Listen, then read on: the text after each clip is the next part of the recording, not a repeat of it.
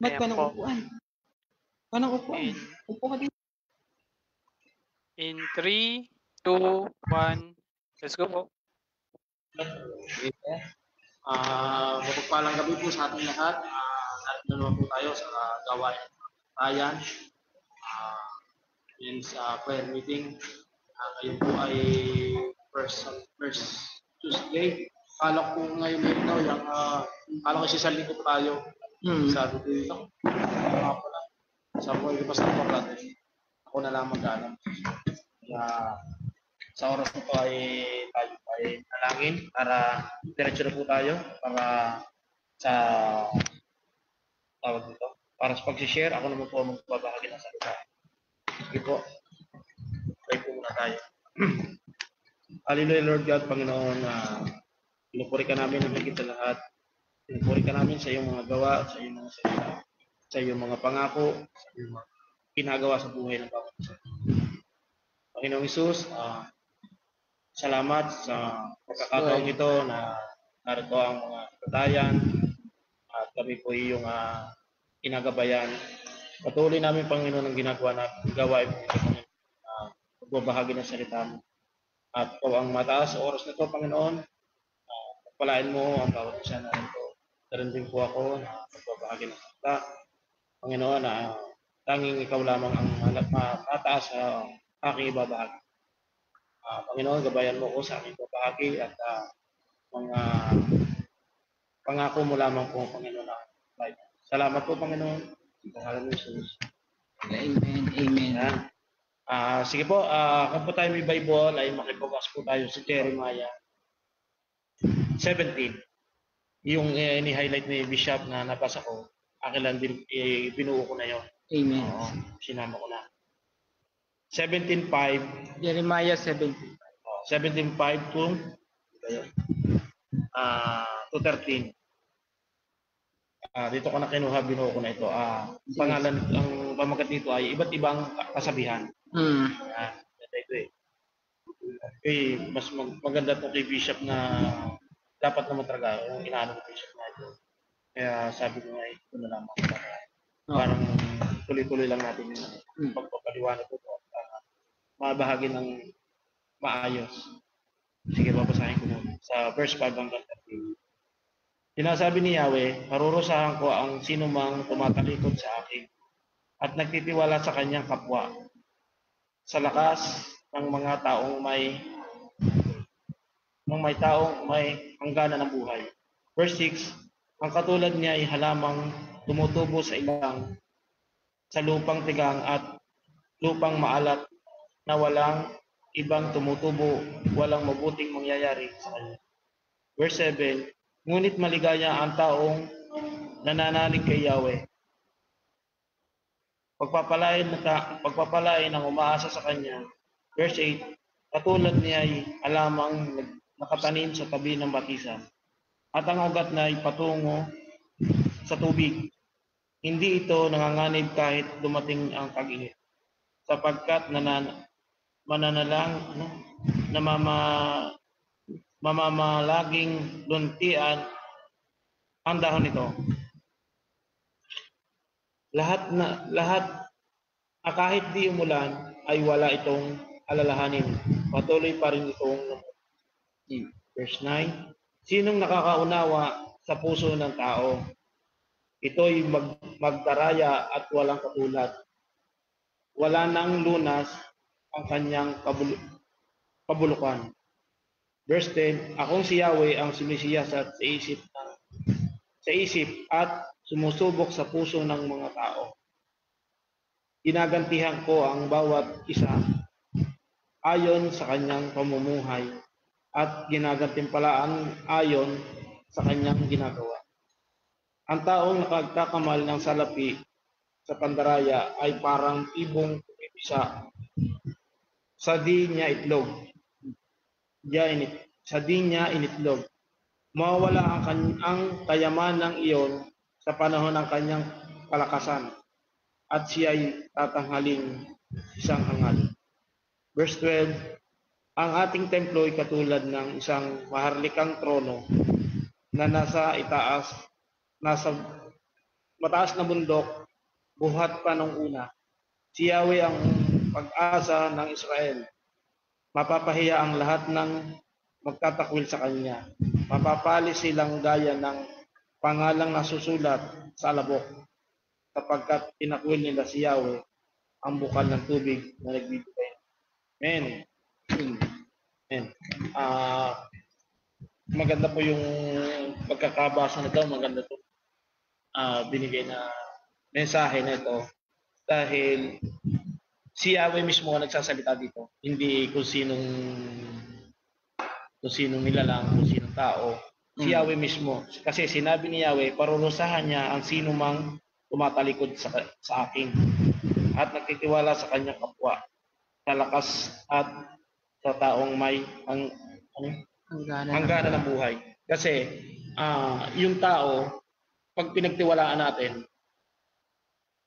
ano lang yan ibig sabihin kagaya ng ang Panginoon, ibang pagtiwalaan yan talagang 100% na yan ay tumutupad sa kanyang pangako. Sabihin na natin ang Panginoon ay tapat. Tapat siya anumang ating gawin, anumang ating tawag dito, anumang ating hinihintay na pangako sa Panginoon ay talagang natutupad yan. Dahil wala, Diyos talaga siya Diyos ng, sabi nga Diyos ng pag-asa, Diyos ng diyan tayo yung kasabihang sampalataya sa Kanya yon, hindi sa iba. Kasi in case na narinig natin yung sampalataya, I believe, ibig sabihin, nampalataya ka, wala kang iba kundi isipin ang Panginoon. Di ba? Hindi kagaya nung, sasabihin mo, sa tao, pwedeng makinig ka dyan, pangako. Pero ang Diyos, pananampalataya.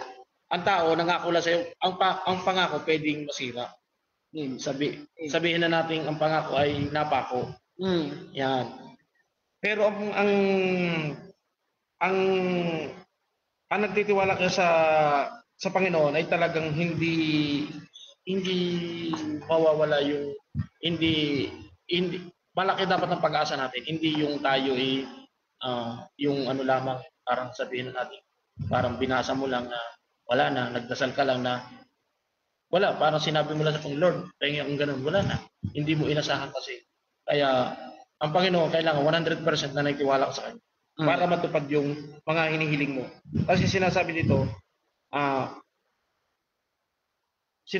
sa verse na to na huwag kang magtitiwala sa lakas sa taong kagaya mo din. Kasi darating ang panahon na ang tao ay nawawala, namamatay. Pero ang Panginoon ay hindi. Verse 6, ang katulad dito ay halamang tumutubo sa ilang, sa lupang tigang at sa lupang maalat na walang ibang tumutubo, walang mabuting mangyayari sa kanya. Yun. Ganun daw ang tao. Yung taong ating pinagtiwalaan, kagaya daw yun katulad na ngayon yung mga halamang tumutubo sa ilang. Ibig sabihin, mag-isa lang siya doon na hindi uugatan, hindi ibig sabihin, hindi matibay ang tatayo ng taong iyon. Kahit siya milyonaryo o naniniwala ka sa kanya, pero darating ang panahon na mauubos yung kanyang kayamanan. Kunwari, isang milyonaryo na nanampalataya ka sa kanya, pero hindi habang panahon, hindi ka sabihin, sa Panginoon ay talagang tapat siya, pero itong taong ito, pwede siyang sumablay. Kagaya ng mga kunwari, kagaya natin, isipin natin yung mga dumaan na panahon, yung mga eleksyon, mga politiko. Diba, puro pangako yan, pero pangako. Marami politiko na nangangako na ganto. Ito namang mahihirap na tao na naniniwala sila. Gagawin. Tapos, kunwari, yung kagaya ng ating Pangulo, nangako na paabutin ng 20 pesos ang bigas. Hanggang ngayon, ang daming tao naniwala, kaya maraming bumoto sa kanya. Totoo naman yun, naniwala sila. Hanggang ngayon, iniintay naman nila yun. Kung yung paniwalang yun ay ating kumilos sila ng ayos, hindi na sila nag-intay ng pangako na ngayon. Hindi sila masasaktan sa pangako ng tao, kundi dapat sila ay naniwala sa pangako ng Diyos na kahit mahal ang bigas at ako na may masipag, kaya kong bumili. Hmm. Di ba? Ay, dahil ka nakikinig sa pangakong ganun, 20 pesos na lang ang bigas, hindi tamad ka naman. Hindi ka makumikilos. Kaya napakalaking bagay na laging sa Diyos lang ang tiwala natin. Amen. Amen. Ngunit maligaya ang taong nananalig kay Yahweh. Yan, tama. Pag tayo mga umaasa, kailangan talagang sabihin na natin, ako naman ay naniniwala na tayo lahat ay umaasa sa kanyang mga pangako, sa mga nababasa natin sa Biblia, na ihaambing natin sa buhay natin. Kaya lang, hindi ko masasabi na 100% na tayo nakakaasa kasi kumikilos pa rin tayo sa ating lakas. Kasi tayo, kailangan natin kumilos. Hindi naman yung tayo tapos hindi ka kumilos. Hindi. Kailangan din talagang tayo kumilos habang nagpe-pray para makuha natin yung ating inihiling sa Panginoon. Dahil kung pray tayo at hindi ka naman gumagalaw, wala din yung mangyayari. Sabi nga yung nananalangin kung hindi ka naman gumagalaw, patayan kita naman. Diba? Diba? Ano ba sa English yun? Diba? Ganun yun. Kaya, yan, verse tayo sa yan. Ngunit maligaya ang taong nananalig. Tama. Maligaya, umaasa sa Kanya. Ang katulad niya ay halamang nakatanim sa tabi ng patisa at ugat patungo sa tubig. Amen. Tama yun. Kasi ang halamang malapit nga naman sa ilog o sa mga matubig, hindi natutuyo kailanman. Basta buhay ang tubig. May tubig na dumadaloy at ang ugat ay ibig sabihin, nasa bukal yun, na hindi matutuyo ang ating mga ugat. Kaya ang halintulad ng bukal dito ay ang Panginoon. Doon tayo nakakonekta. Yan. Hindi ito nanganganib kahit na dumating ang tag-init sapagkat mamamalaging luntian ang mga dahon. Tama.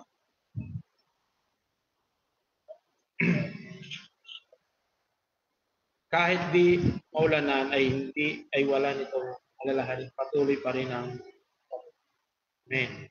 Kaya, pag ikaw talagang malapit ka sa mga ilog, sabi nga, malapit ka sa resources, malapit ka sa pinagkukunan, hindi ka mawawalan. Yan, verse 9. Sino nakakaunawa sa puso ng tao, ito'y nang magdaraya at walang katulad, wala nang lunas kanyang kabulukan. Then, ako si Yahweh ang sumisiyasat ng isip at sumusubok sa puso ng mga tao. Ginagantihan ko ang bawat isa ayon sa kanyang pamumuhay at ginagantimpalaan ko ayon sa kanyang ginagawa. Yan. Tama. Panginoon lang naman talaga ang makakaano, lalo-lalo na pag tayo nasa oras na nag-iisa. Amen. Sino ang lalo na yung ang mga nakikita natin mga sa oras ng kamatayan, wala kang makakasama, wala kang sa mga bingit ng problema, lalo't nag-iisa ka. Panginoon lang talaga ang pwede nating asahan. Kasi hindi naman lahat ng problema ay kayang resolbahan ng pera. Kasi malaking partisipasyon ng Panginoon. Dahil siya mismo ang umaano ng ating isip, ng ating pangangailangan, siya ang nakakagawa. Bagay na hindi natin kaya. Yan. Siya daw ang sumisiyasat sa ating isip at sumusubok sa puso ng mga tao. Siya talaga ang gumagawa. Ginagantihan ko ang bawat isa ayon sa kanyang pamumuhay. Naranasan naman natin yun, di ba? Sa ating pamumuhay. Ginagantihan talaga tayo ng Panginoon dahil hindi lang natin napapansin, tayo'y sa ating ginagawa nito, sa araw-araw, sa ating pag-iisip sa Panginoon, ay hindi tayo nagkukulang. Hindi tayo nagkakasakit ng matindi or hindi tayo nagkakaproblema ng malalim.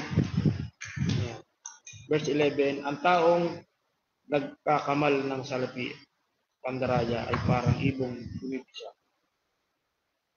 Mawawala ang mga kanyang mga kayamanang iyon sa panahon ng kanyang kalakasan at sila'y Amen.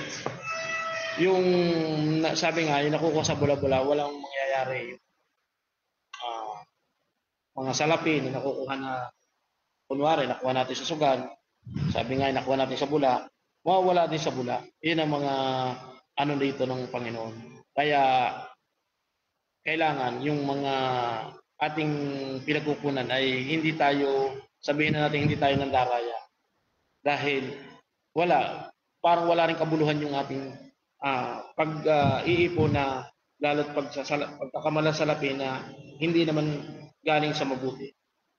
Verse 12, ang ating templo'y katulad ng isang isang maharlikang trono na nasa isang mataas na bundok. Buhat pa ng una. Amen. Ang ating trono na sinasabi, ating katatayo sa Panginoon, tayo lagi nasa taas, nasa katabi niya. Ang ating Panginoon nasa taas, tayo kasi.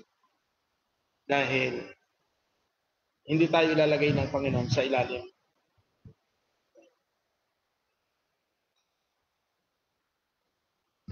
Yan, ang templo ay tulad ng isang trono. Si Yahweh ang pag-asa ng Israel.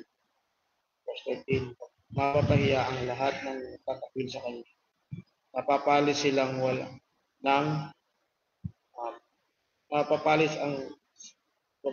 silang gaya ng pangalang sinulat sa alpabet kapagkat tinakwil nila sa Yahweh. Ang bukal ng tubig ay nagtitubig. Amen. Ang nagtatakwil sa Panginoon ay wala magiging kasaysayan sa mundo.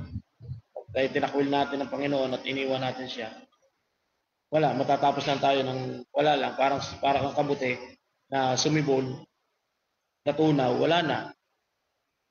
Palaman sa lupa.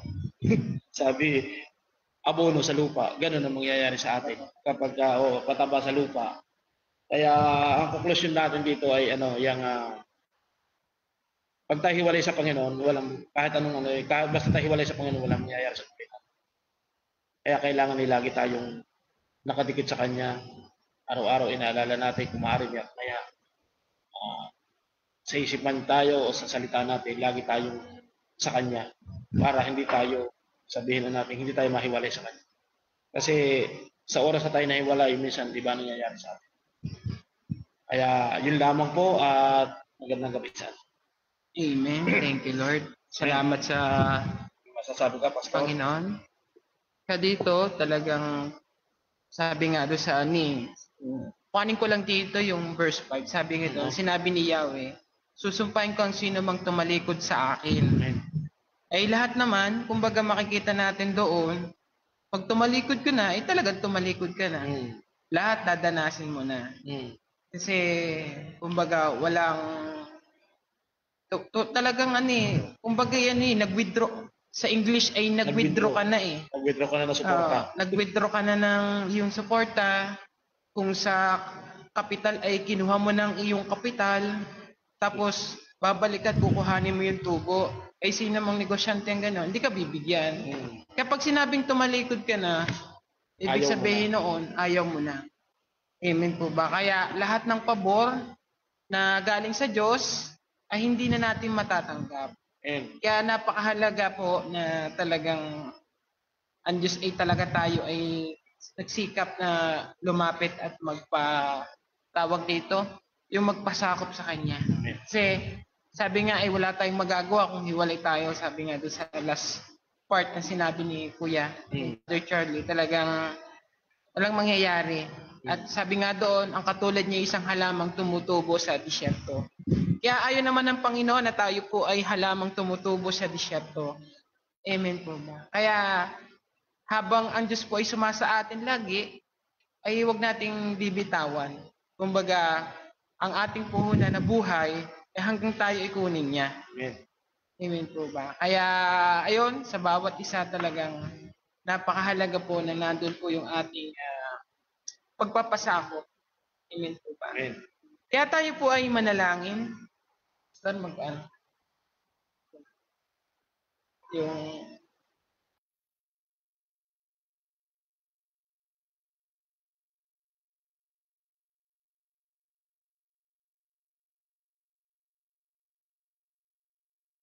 samahan sa bawat oras na pinagkaloob niya. Ayan po, wait lang po.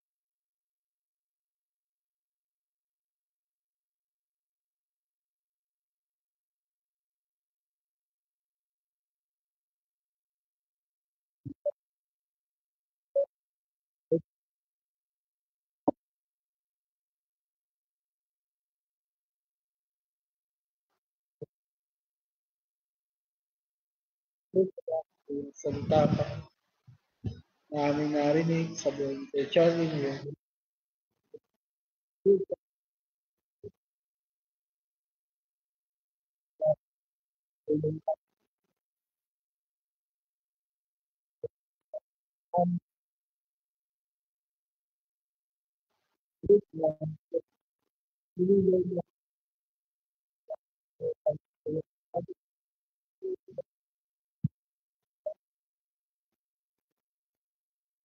ginagawa para sa establishment, Panginoon, ng Agay Church, Panginoon, Lord God. Salamat, Panginoon, sa mga bawat opportunity upang magkaroon kami ng financial na pwedeng ibigay, Panginoon, sa Project Agay namin. Yes, Lord. Lord, salamat, Panginoon. Lord, patuloy mong pagpalain, Panginoon, ang mga nagtatrabaho, Panginoon, ang mga nagnenegosyo, Panginoon, God, para lalo, Lord God, na makapagbigay o makapag-paabot, Panginoon, ng tulong, Panginoon, sa pagpapagawa ng project namin.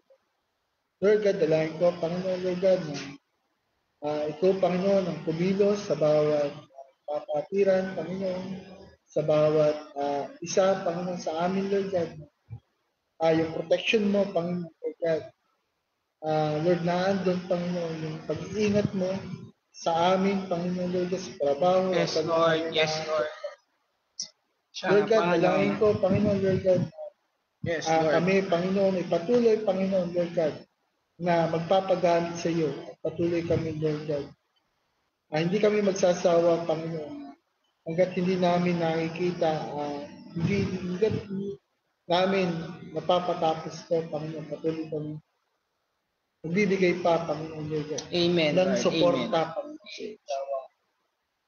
At Lord God, I pray pa, Lord God, maging ang community, Panginoon, Lord God, salamat, Panginoon, patuloy mong ginagamit si Pastor Conrad, Pastor Ira, Panginoon, sa community. Lord, salamat, Panginoon, naroon, Panginoon, Lord God,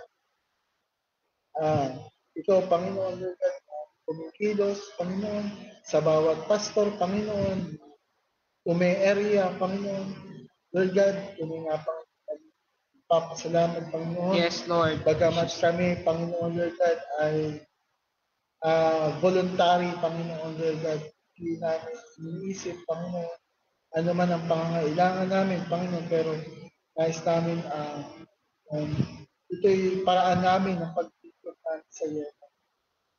At paraan din namin, Panginoon, para magpasalamat sa mga ginagawa mo para, Panginoon, sa buhay. Lord God, doon nga, Panginoon, patuloy palalaguin ang bawat, Panginoon, Lord God, na naitayo sa mga bawat barangay. At naniniwala kami, Panginoon, Lord God, darating yung time at yung way mo, Panginoon, para maraming makakilala Yes, sa Lord. sa bawat barangay, Panginoon. Lord God, and I pray, Panginoon, sa idadaos, Panginoon, ng Family Day sa October, first Sunday ng October, Panginoon. I pray, Panginoon, Lord God, ng God, I pray, Panginoon, Lord God, na lahat ng community, Panginoon, makakagabay sa gawain. Ama, salamat po, Panginoon. Yes, Sa iyo po ang Lord. pinakamataas sa pupuri, Lord God. Wala na nagagawa mo ang awal. Kami, Panginoon, Lord God, bus na nananalig at nananampalataya sa iyo. Dahil po ang aming Diyos na may likha ng lahat. Lord God, sa iyo po papuli pa sila sa pangalan. Amen. Amen.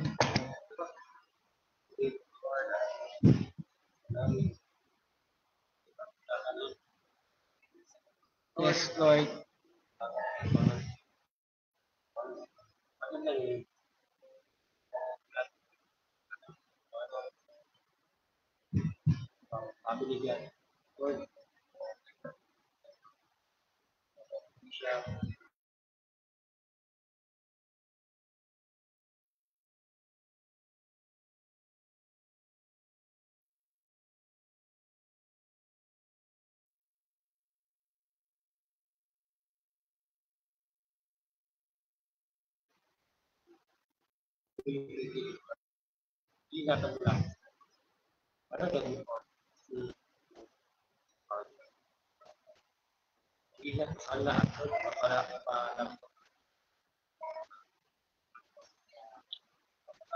Yes, Lord.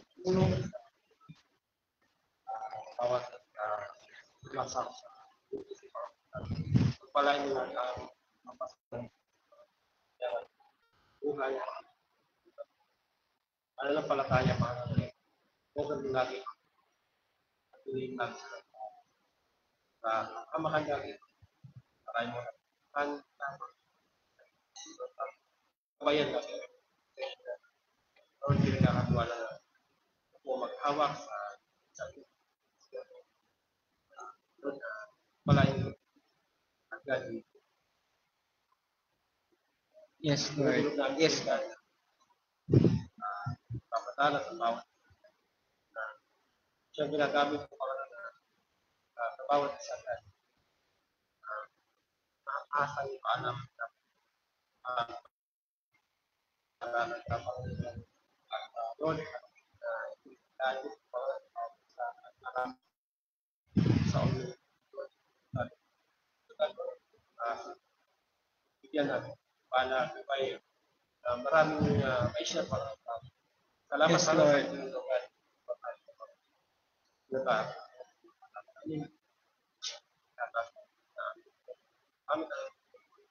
Dapat po maraming Amen, amen. Ayan, Pastor Ivan. Wait ka mo. Ano po, Pastor Ivan? Sige po, tayo po ay mag-pray. Panginoon, salamat po sa gabing ito, God, sa prayer meeting, Panginoon, ng mga men's, Panginoon. Lord, we pray na Lord. ang sektor na ito ay pagpalain mo palalo, Panginoon, kay Kuya Charlie, na siyang head, Panginoon, sa kanilang mga kumikilos dito, mga core, Panginoon, we pray yung pagsama mo at pagkilos at pagpapala mo sa bawat family, Panginoon, ng bawat isa. We pray, Panginoon, na mas pagpalain mo sila, Panginoon, o God, sa gawain ito, Panginoon, maging sa sektor ng men sa kanilang mga family, Panginoon. Yes, Salamat Lord. po at meron po mga ganitong gawain, Panginoon, ay siya nagbibigay sa amin, Panginoon, ng kalaguan, Panginoon, sa pananampalataya, Panginoon. Salamat po at ito po amin nagkakaisang dalangin, Panginoon, sa pangalan ni Jesus. Amen. Amen, amen. Thank you, Lord. Ayan, dito kami. Ayan. Angel. Salamat. Ayan. Po, Ayan God po, bless salamat. God bless. God bless po. Bye. Bye. Thank you po. Angel.